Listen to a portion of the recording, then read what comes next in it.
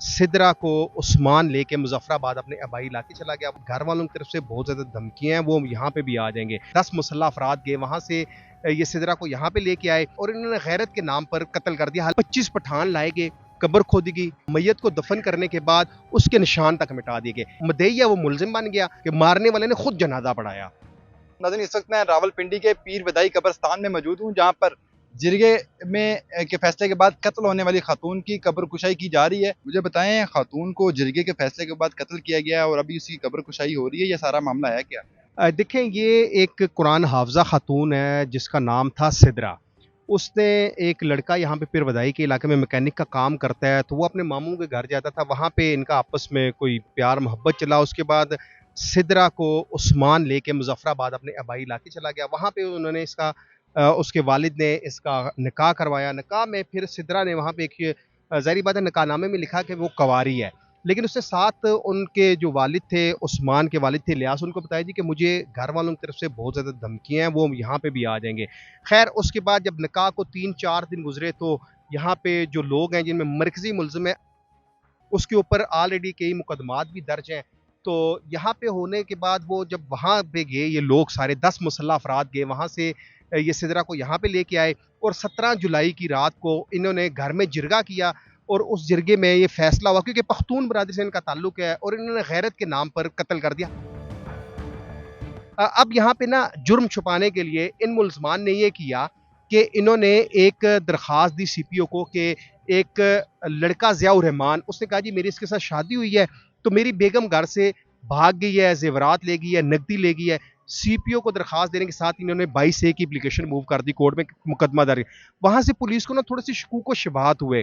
जब पुलिस ने इस केस को प्रॉब किया तो उसमें पता चला ये तो गैरत के नाम पर कत्ल और कब्र के निशान तक मिटा दिए। पुलिस ने सबसे पहले ये जिस कब्रिस्तान में हम खड़े हैं, इसके गोरकन को गिरफ्तार किया।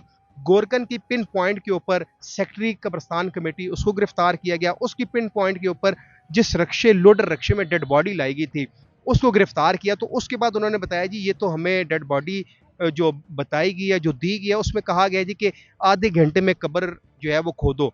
तो यहाँ पे जो गोरकन था उसने कहा जी आधे घंटे में तो नहीं हो सकता, बारिश भी लगी हुई है, तो जो और जो लोग हैं कब्र खोदने के लिए मजदूर भी नहीं मिलेंगे। तो फिर जिस गुल बादशाह जिसका नाम है, उसने जब फ़ोन करके उसने कहा जी मैं खुद अपने बंदे साथ लेके 25 पठान लाए गए। यहाँ पे सुबह सवेरे कब्र खोदी गई, उसको मैयत को दफन करके, अब वो कुरान हाफजा है, ठीक है, मैयत को दफन करने के बाद उसके निशान तक मिटा दिए गए। फिर कोर्ट में केस गया, जो 3 मुल्जमान गिरफ्तार हुए इनको जिस्मानी रिमांड लिया गया। पुलिस ने कब्र कुशाई के आर्डर ले लिए कोर्ट से, और आज यहाँ पे मजिस्ट्रेट, होली फैमिली अस्पताल की डॉक्टर, उनकी मौजूदगी में यहाँ पे पहले मुल्जमान को लाया गया। उन्होंने निशानदेही की कि इस मकाम के ऊपर हमने कब्र खोदी थी, यहाँ पे हमने मैयत को दफन किया है। और उसके बाद अभी भी देखें आप, ये जो स्मेल आ रही है, ये क्योंकि कब्र खोद दी गई है, तो अब वो स्मेल इस कदर ज्यादा आ रही है कि यहाँ पे खड़ा नहीं हुआ जा रहा। तो इस अब कब्र कुशाई में कौन कौन लोग मुलव्विस है, यहाँ पे कौन कौन सी टीमें आई हुई? देखें, इस कब्र कुशाई में सबसे पहले जो क्योंकि ये सरकार का काम है, तो सबसे पहले जो टीएमए का अमला है उन्होंने आके कब्र खोदी। फिर उसके बाद मजिस्ट्रेट आया, इलाका मजिस्ट्रेट। फिर उसके बाद डॉक्टर आई जिसे सैंपल लेने हैं। अब वो लाश का मुशाहिदा किया जाएगा कि मारने से पहले इसके ऊपर कहीं तशद्दुद तो नहीं किया गया। फिर पोस्टमार्टम रिपोर्ट होगी। पुलिस ने इसमें एक ऐसी दफा लगा दिया कि वो अब राजीनामा नहीं हो सकता। इसमें ये केस चलेगा, ट्रायल होगा, और ट्रायल मुकम्मल होने के बाद गैरत के नाम पर कत्ल है और इन मुल्जमान को सजाए मौत की सजा लाजमी होगी। 311 की दफ़ा ऐड की गई, और पुलिस ने वो केस जो 496 का था, क्योंकि अब उसमें जो मदई है वो मुलजिम बन गया।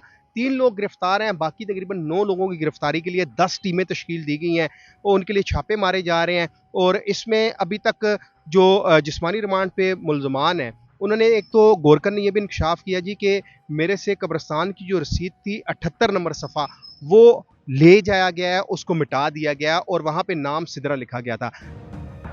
अब यहाँ पे कब्र कुशाई हो रही है, उसके बाद पोस्टमार्टम होगा और उसमें ये चीज़ आएगी कि क्या इस लड़की को जहर दे के मारा गया। लेकिन अभी तक जो इत्तला मौसूल ये हो रही है कि जो मरकजी मुलज़िम है, उसके कहने के ऊपर लड़की का गला दबाया गया था, फिर वहीं पे घर में इसको गुस्ल दिया गया, उसके बाद इसका जनाजा पढ़ाया कि मारने वाले ने खुद जनाजा पढ़ाया, ठीक है। तो मुझे बताएं, अभी जब कब्र कुशाई हो रही है तो मुल्जमान को भी यहाँ पे लाया गया है? देखिए, ज़ाहिर बात है मुल्ज़मान की पिन पॉइंट के ऊपर ना, अब यहाँ पे पुलिस को या इंतज़ामिया को तो नहीं पता कहाँ पे कब्र खोदी, क्योंकि कब्र के निशान मिटा दिए गए थे।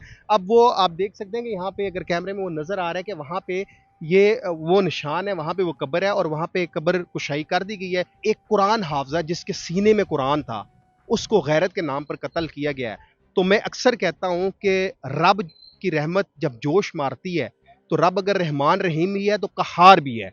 तो ये कुरान हाफ़िज़ा खातून को उन्होंने गैरत के नाम पर कत्ल किया। अब जो उस्मान है, वो भी पुलिस की हिरासत में है और अब देखें ना कि कड़ियाँ मिलती जा रही हैं। उस्मान का जो वालिद है इलियास, वो भी यहाँ पे आया हुआ है।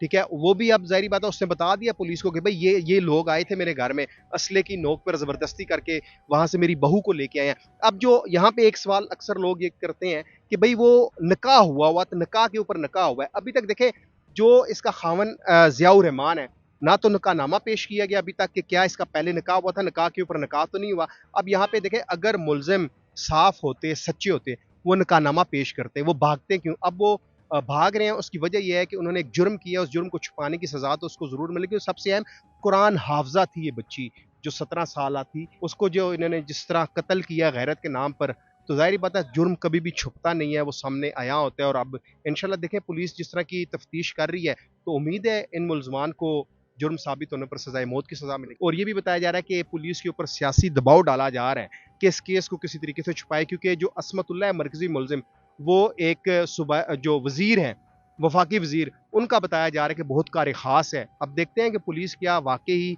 हकीकी मायनों में सच के ऊपर तफ्तीश करेगी या उस मरकज़ी मुल्ज़िम जो एक सियासी जमात से ताल्लुक़ रखता है, उसका यहाँ पे वाइस चेयरमैन भी रहा, उसको बचा लेती है।